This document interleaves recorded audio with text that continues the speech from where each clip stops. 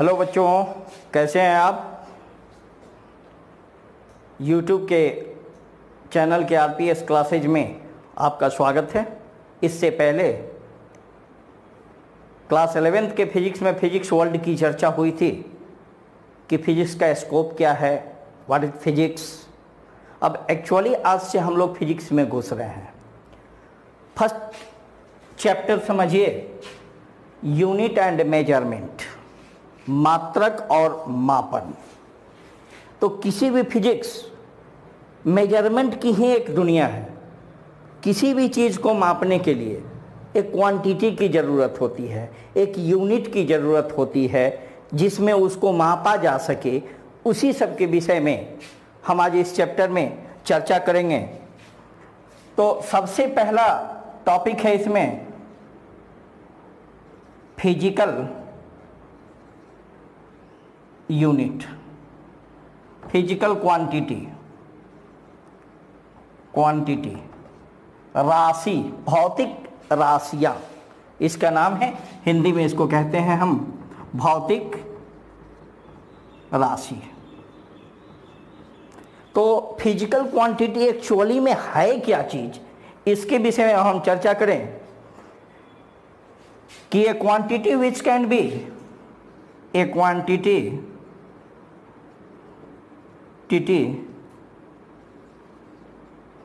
which can be measured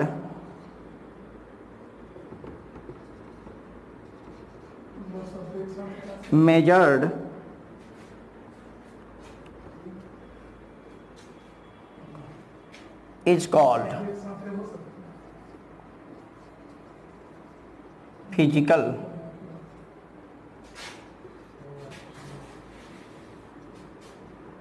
quantity. A quantity which can be measured is called physical quantity. वह राशि जिसे हम माप सके। फॉर एग्जाम्पल, टाइम, लेंथ,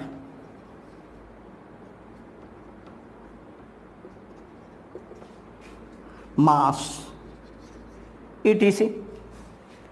तो अब बात उठती है कि मेजरमेंट क्या है। मेजर कर सके, माप सके, तो मेजरमेंट किसको कहेंगे हम। जब क्वांटिटी जिसको माप सकें तो हम भी मेजर कर सकें, तो मेजरमेंट क्या है।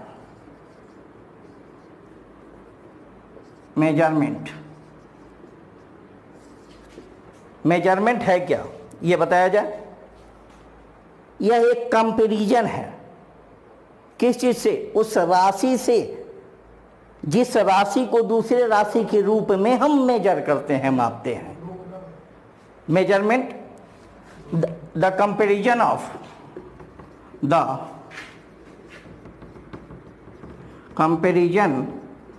Of A quantity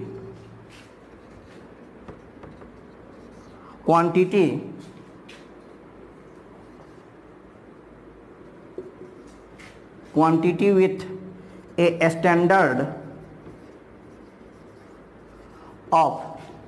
same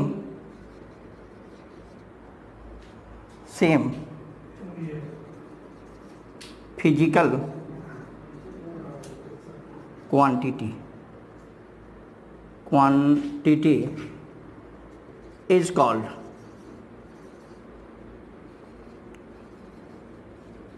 measurement.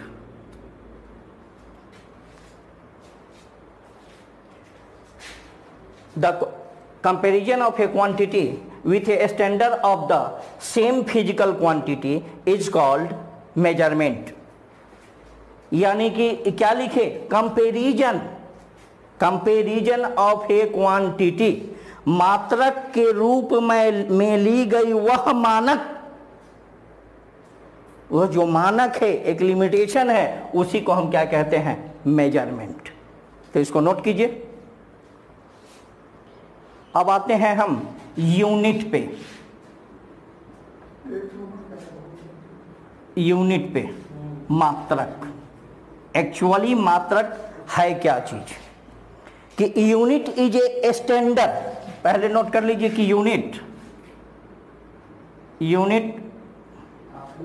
Is a standard quantity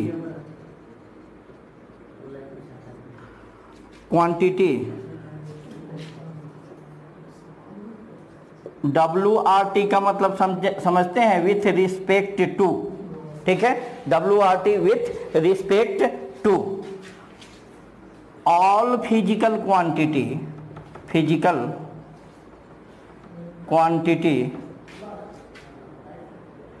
are measured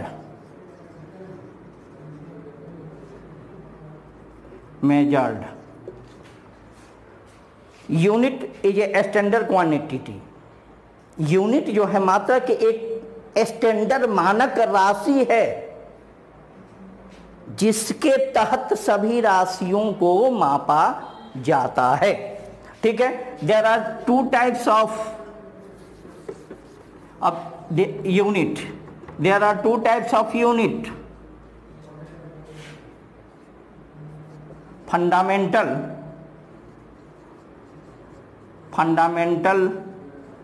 unit आपने 11th क्लास में पढ़ा होगा, सॉरी आपने 9th क्लास में पढ़ा होगा, क्वांटिटी, फंडामेंटल क्वांटिटी। और second derived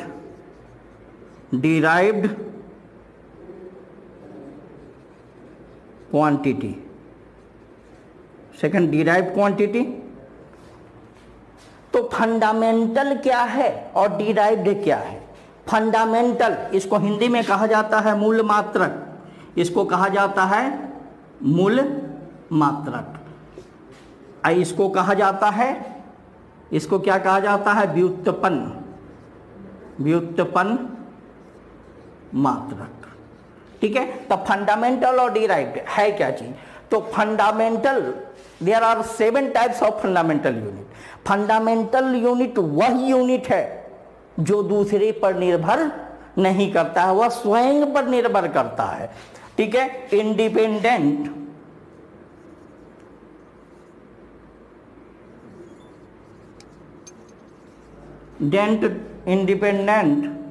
of each other, एक दूसरे पर डिपेंडेंट करता है, अपने आप में ही फरिया लेता है। और ये क्या होगा? Derived combination of fundamental unit. There are two types of unit, fundamental and derived. Fundamental independent of each other and combination of fundamental. यह फंडामेंटल के आधार पर इसको व्यक्त किया जाता है और यह अपने आप में व्यक्त होता है मूल, इसलिए इसको मूल मात्रक कहा गया, यह व्युत्क्रम मात्रक कहा गया, ठीक है। इसे नोट करें। तो बच्चों अभी आपने देखा फंडामेंटल एंड डिराइव्ड यूनिट। अब हम आपको बताते हैं कि there are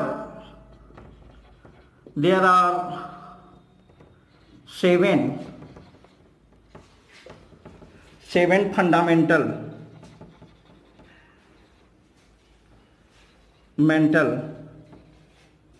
unit.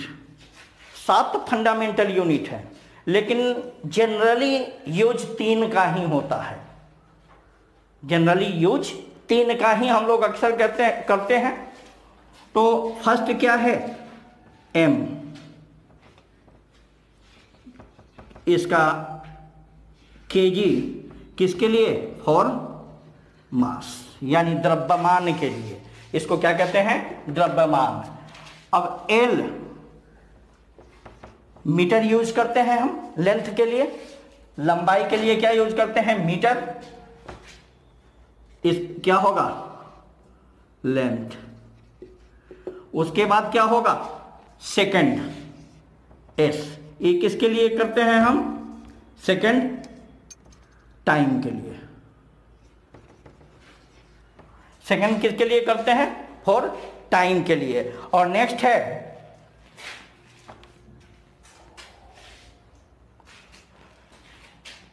K Kelvin for Kelvin, CD for Candela,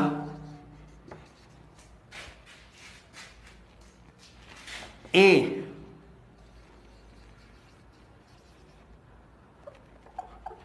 ampere, और उसके बाद है एक कैंडेला। इसके लिए किसके लिए यूज करते हैं? ल्यूमिनस, ल्यूमिनस इंटेंसिटी, इंटेंसिटी, ठीक है। एम्पियर किसके लिए करते हैं? इलेक्ट्रिक के लिए, इलेक्ट्रिक के लिए।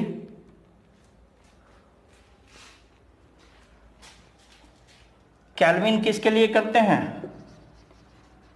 टेम्परेचर, टेम्परेचर के लिए।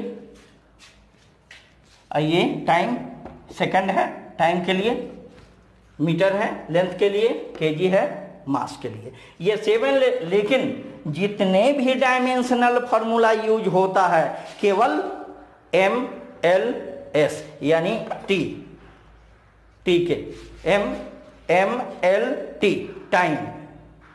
ये किसके लिए है? मास के लिए। ये क्या है? लेंथ के लिए। और ये टाइम के लिए MLT। इसी पर सारा हमारा आधारित है, तो इसको आप नोट कर लें।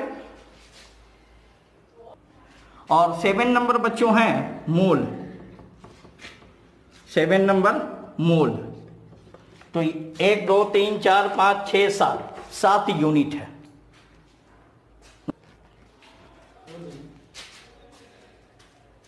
तो बच्चों ये तो देखा आपने यूनिट 7। अब किसी भी फिजिकल क्वांटिटी के मेजरमेंट के लिए 2 चीजों का होना आवश्यक है। There are two things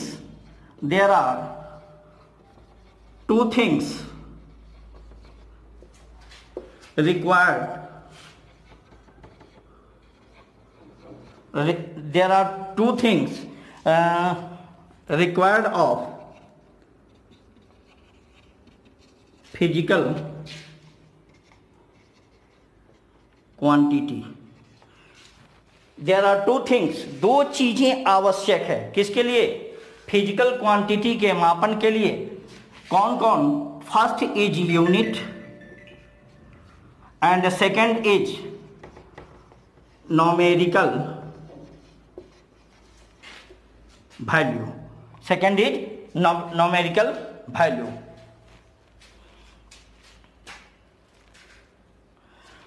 तब जाके फिजिकल क्वांटिटी बनता है किसकी चीज से? Unit multiplied by numerical value. जैसे देखते हैं कि 4 मीटर रोड, मान लिए रोड लेंथ,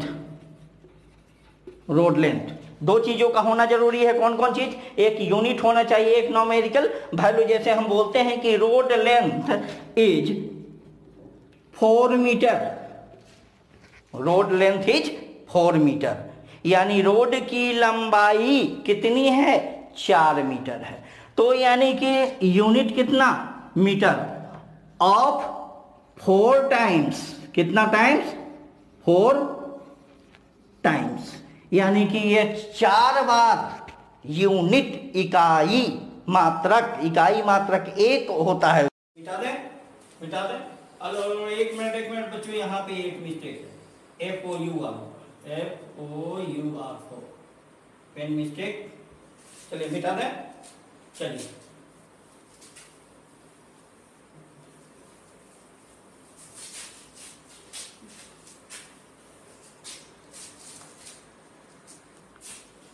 जैसे कि बच्चों अभी आपने यूनिट को देख लिया, इससे आगे मेन आपका फिजिक्स का डायमेंशन एनालिसिस है।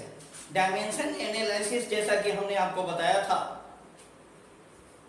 कि total fundamental unit MLT mass length and time पर ही निर्भर करता है। तो सबसे पहले हम देखते हैं व्हाट इज मास।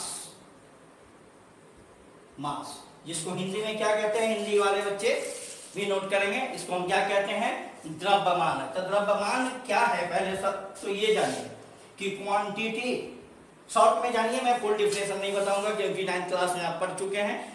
केवल आपके पुराने यादों को ताजा करने के लिए ये चीज बता रहे हैं, नहीं तो सीधे हम डायमेंशनल एनालिसिस से स्टार्ट करते 11th के फिजिक्स को। ये फिजिक्स वर्ल्ड जो है आपके पुराने यादों को ताजा करने के लिए है कि अब कहीं घिस पिट गर्दा तो नहीं बैठ गया है, उस गर्दा को केवल हम झाड़ रहे हैं। ठीक है, तो क्वांटिटी ऑफ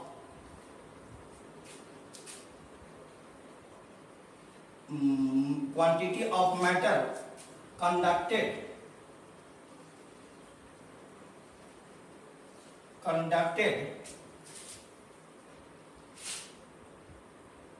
in body,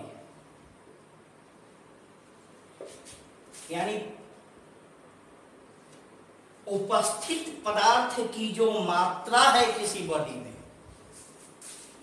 किसी बॉडी में उपस्थित पदार्थ की जो मात्रा है वही क्या कहलाता है, मास। अब हम चलते हैं लेंथ पर। लेंथ यानी कि लंबाई। लंबाई तो सब जानते हैं, लेकिन आपसे पूछा जाए कि व्हाट इज लेंथ, लेंथ है क्या, तो लटक जाइएगा। कहीं अगर सीधे कह दीजिएगा कि अगर लंबाई के ना लेंथ कहते हैं, मास्टर और बुढ़बा के है, पूछता है बिना मतलब के, है ना। तो नहीं, इसको लेंथ को एक्चुअली फिजिक्स लैंग्वेज में हम क्या करेंगे, distance between 2 point, distance between 2 point is called length. दो बिंदुओं के बीच के दूरी को हम लेंथ कहते हैं। अगर आपसे पूछेगा कि लेंथ को डिफाइन करें तो आप इस तरह से बोलेंगे, ना कि कहिएगा कि यार लंबाई यहां से वहां तक चल गई, लंबाई बल इतना मीटर, ऐसा नहीं। ठीक है, third is time. Time, actually time किसको कहते हैं, एक अटपटा सा चीज है ना। तो टाइम है क्या जी, clock reading. Clock reading, clock reading जो है उसी को हम क्या कहते हैं, टाइम कहते हैं। जो क्लॉक रीड करके हमको बताता है वही टाइम है। ठीक है, ये तो नॉर्मल सा बात है। चलिए नोट कर लिए, नोट कर लिया। चलिए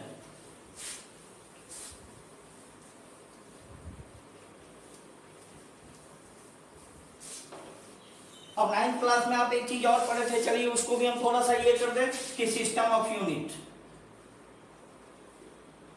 सिस्टम ऑफ यूनिट आपने पढ़ा था, CGS system, CGS system, centigram second system. हम फुल डिटेल में इसको नहीं समझाने जा रहे हैं क्योंकि 9th क्लास से आप पढ़ के आ चुके हैं। एक बार फिर से अगर दिक्कत हो उसको दोहरा दीजिएगा। Centigrade gram system. तीसरा MKS system, metre kilogram second system. अगला है FPS, foot pound second system. ये है फुट पाउंड सेकंड सिस्टम। और third, fourth and last SI unit. SI unit ये सिस्टम लाया गया, मार्केट में नहीं चला। ये सिस्टम आया, ये भी नहीं चला, ये भी नहीं चला। अंत में इस सिस्टम को प्रतिपादित किया गया कब, 1960 में एक बैठक में प्रतिपादित किया गया जिसे कहा जाता है इंटरनेशनल सिस्टम ऑफ यूनिट, जिसे इंटरनेशनल सिस्टम ऑफ यूनिट कहा जाता है। अंतरराष्ट्रीय पद्धति, अंतरराष्ट्रीय जो सभी राष्ट्रों में चलता है, लागू होता है। इसलिए इस यूनिट को लेकर ही पूरा फिजिक्स, चाहे वो मॉडर्न फिजिक्स हो या वो फिजिक्स हो, फिजिक्स एसआई यूनिट को लेकर ही चलता है। तो इसको नोट कीजिए, नोट कर लिए।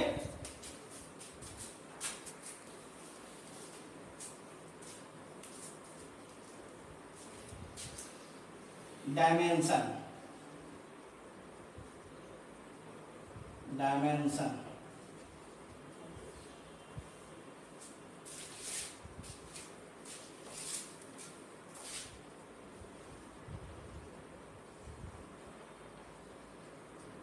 डायमेंशनल। अब डायमेंशन क्या है?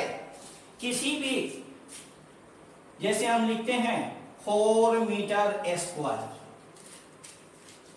पावर ऑफ यूनिट, यूनिट पर जो पावर हम देते हैं वही डायमेंशनल कहलाता है।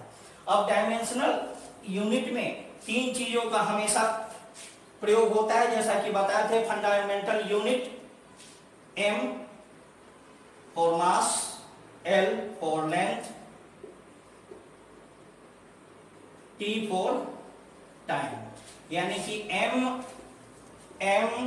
L और T, इस तीनों चीजों का उपयोग जो है डायमेंशनल फॉर्मूला के लिए किया जाता है। जैसे हम निकालते हैं एरिया, एरिया का डायमेंशनल फॉर्मूला क्या होगा? हमेशा पूछता है कि, हमेशा आपसे पूछता है, हमेशा आपसे पूछता है कि एरिया का डायमेंशनल फॉर्मूला क्या होगा। एरिया क्या होता है? लेंथ इंटू ब्रेथ होगा ना। तो लेंथ इंटू ब्रेथ, लंबाई के लिए भी मीटर और चौड़ाई के लिए भी मीटर। तो ये क्या हो जाएगा? m into M equal to m square. इसका डायमेंशनल फॉर्मूला क्या हुआ? m। अगर पूछते हैं हम वॉल्यूम, इसका क्या होगा? वॉल्यूम का लंबाई, length into breadth into height. इसके लिए भी मीटर, इसके लिए भी मीटर, इसके लिए भी मीटर। क्या होगा? मीटर क्यूब होगा। ये तो हलवा सा सवाल था। अब आ जाइए, अब देखिए थोड़ा सा हम देखते हैं वेलोसिटी। वेलोसिटी का क्या होगा ये बताइए। वेलोसिटी का क्या होता है? वेलोसिटी फटाफट बताइए। चाल बराबर क्या होता है? वेलोसिटी में क्या होगा? Displacement upon time. डिस्प्लेसमेंट, कोई पार्टिकल ए से बी तक डिस्प्लेस हुआ तो इसकी लंबाई बढ़ी, लंबाई में आएगा तो डिस्प्लेसमेंट के लिए क्या यूज होगा? एल होगा। अपॉन टाइम, टाइम के लिए हमने क्या बताया था? टी हो गया, टी। ठीक है, तो इसको हम लिख सकते हैं एल, इस पर पावर कितना है? 1। जब ये ऊपर जाएगा तो क्या होगा? एम, सॉरी, यहां टी, पावर कितना है? 1। तो क्या होगा? एल टी, ऊपर गया तो क्या हो जाएगा? -1। लिखने के लिए तो ये फॉर्मूला आपका सही है, लेकिन 11th क्लास में बच्चों जब हम ये बताएं कि डायमेंशनल फॉर्मूला किससे बनता है? M L T. ठीक है, तो m तो है, l कितना है? 0, t कितना है? 0। यह 0 क्यों दिए? ये देखिए, m स्क्वायर, l पर पावर x पे power 0 is equal to 1, l पे power 0 is equal to 1, t पे power 0 is equal to 1। Multiplied करेंगे तो क्या होगा? उतना ही आ जाएगा। लेकिन हम लगाते हैं एम एल टी। उसी तरह यहां भी क्या हो जाएगा? M Q L 0 T 0। तो यहां पे तो इतना आ गया, एम का कहीं पता नहीं है नहीं। तो इसका सॉरी एम 0। अब हम अगर आपसे पूछते हैं एल है, इसका डायमेंशन कितना है, तो आप क्या लिखेंगे? इसके एम का डायमेंशन 0, एल का 1, पावर कुछ नहीं है तो 1, और टी का -1। ये हुआ डायमेंशन। ठीक है, नोट कर लिए। चलिए देखिए,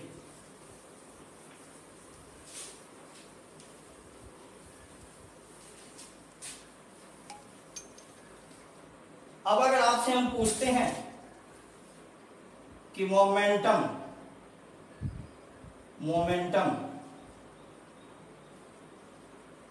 इसको इंडिकेट करते हैं हम P से। मोमेंटम का फॉर्मूला क्या है? Mass into velocity. Mass into velocity. Mass याद कीजिए, मास के लिए मैंने क्या लगाया था? बोले मान लो m। वेलोसिटी के लिए अभी हमने, या तो अगर आप बुद्धिमान है, आपके पास ब्रेन है, खोपड़ी है, याद है कि वेलोसिटी का डायमेंशनल फॉर्मूला कितना होता है, तो इसको नोट कर लेंगे। या नहीं तो मास इंटू वेलोसिटी। वेलोसिटी के लिए क्या हो जाएगा बच्चों? Displacement upon time. Displacement upon time. तो m इंटू डिस्प्लेसमेंट के लिए क्या दिया था मैंने? लेंथ। डिस्प्लेसमेंट है, लेंथ होगा लंबाई l यानी मीटर। इतना मीटर डिस्प्लेस हुआ, इतना सेंटीमीटर डिस्प्लेस हुआ, तो उसके लिए लेंथ होगा l। और टाइम के लिए हम क्या देते हैं? ये देते हैं। हो गया। अब इसको हम क्या लिखेंगे बच्चों? m l t। जब ऊपर जाएगा, इसका पावर क्या है? 1 है, बराबर ऊपर जाएगा तो क्या होगा? -1।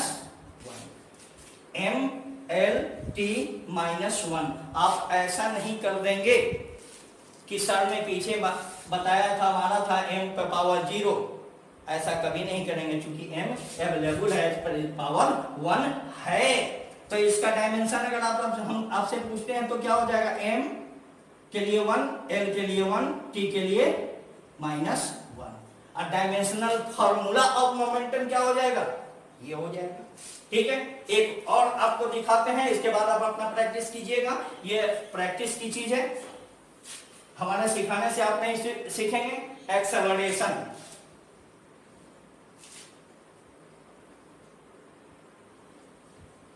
एक्सेलरेशन, त्वरण। त्वरण के लिए, त्वरण का क्या है? बोलिए परिभाषा त्वरण का क्या है? पढ़े हैं?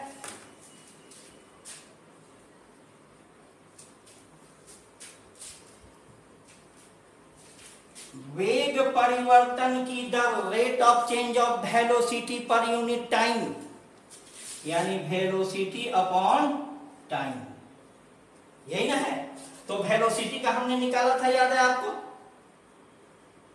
क्या निकाले थे हम? बोलिए, वेलोसिटी का क्या निकाले हैं? Displacement upon time, l upon T. l upon T. तो क्या निकाले थे? l t -1 upon T. हो गया, निकाले। अब देखिए l t। एक चीज यहां बताइए कि यहां t पर पावर माइनस, और ये ऊपर फिर चला जाएगा एक t पर पावर माइनस, यहां भी -1 ऊपर जाएगा तो क्या होगा? -1 पर और -1 पावर माइनस माइनस प्लस, यानी t पर पावर -2। यहां t पर पावर कितना हो जाएगा? -2 हो जाएगा। l t -1, आई ऊपर -1, l पर power -2। Dimensional formula of acceleration is that. Any problem? तो डायमेंशनल फॉर्मूला एक प्रैक्टिस का चीज है। बुक में आपके बहुत सारा डायमेंशनल फॉर्मूला दिया हुआ है, उसको आप बनाएंगे, सॉल्व करेंगे। कहीं प्रॉब्लम होगी तो आप कमेंट करके पूछेंगे, मैं आपका हेल्प करूंगा। और अगला टॉपिक नेक्स्ट डे शुरू होगा। जाने से पहले मैं चाहूंगा कि आप मेरे इस चैनल को लाइक, सब्सक्राइब और अधिक से अधिक शेयर करें, जिससे कि मैं जब भी कोई नया वीडियो डालूं तो आप तक पहले से पहले पहुंचे। तब तक के लिए बाय।